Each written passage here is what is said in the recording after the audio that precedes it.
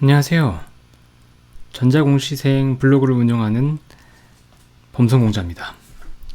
벌써 시간이 이제 12시에 가까웠는데 제가 이렇게 늦게까지 자는 사람이 아니거든요. 근데 오늘 여러 가지 좀 일이 있었습니다.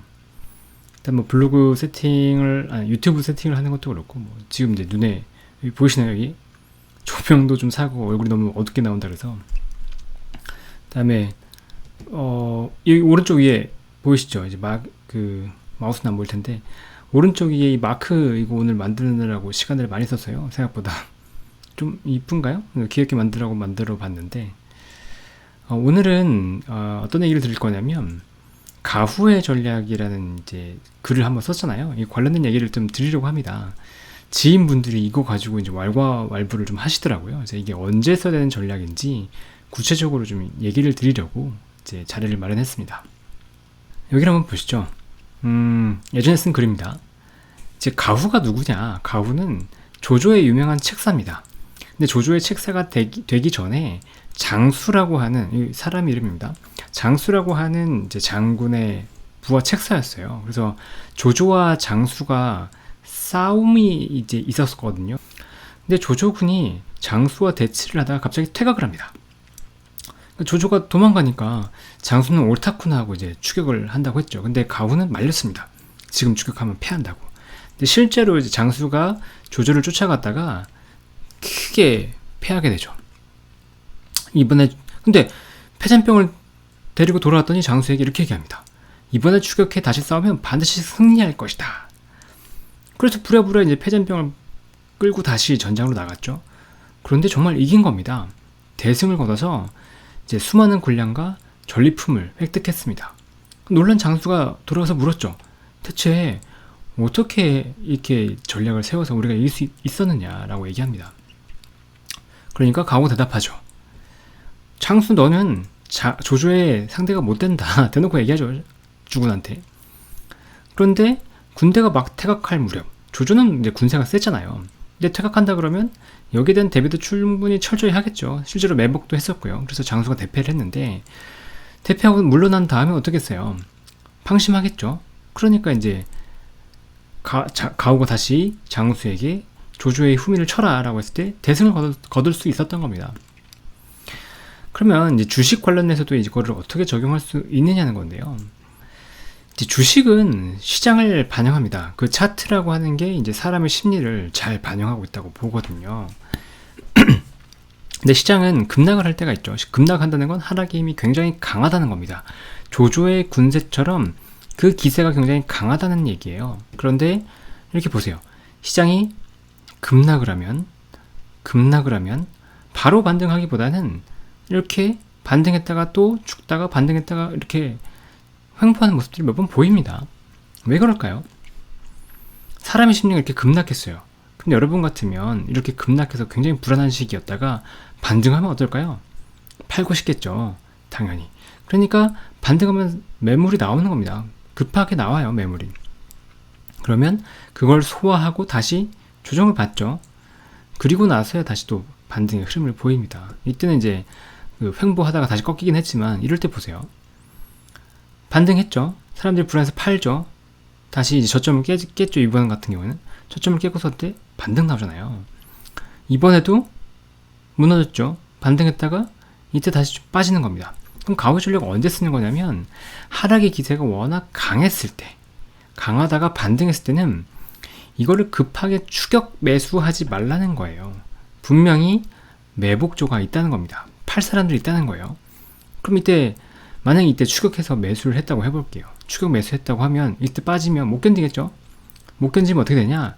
반등할 때 팝니다. 이럴 때 원금 나왔다고 팔아요. 그럼 이거 못 먹습니다. 그래서 하락세 이후에 급하게 추격하지 말라고 가후의 전략을 내놓은 거예요. 그러면 지금 가후의 전략을 쓸 때냐? 그게 아니라는 거죠.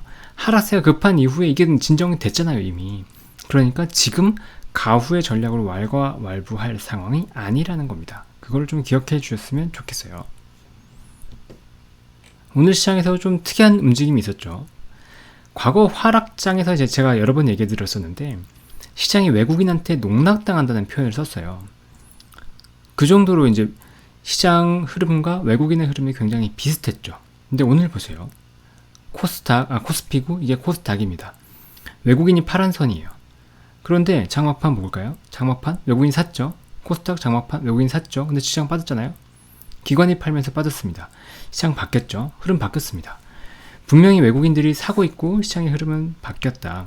그리고 기관들이 이제 놀라서 팔고 있는 거죠. 장 반등했으니까 이제 수익 실현하자 이러면서 팔고 있는 건데, 글쎄요, 좀 지켜봐야 되겠지만 저는 뭐 단기로는 충분히 반등은 더 가능하다고 보고 있습니다. 물론 일부 조정은 당연히 있겠죠.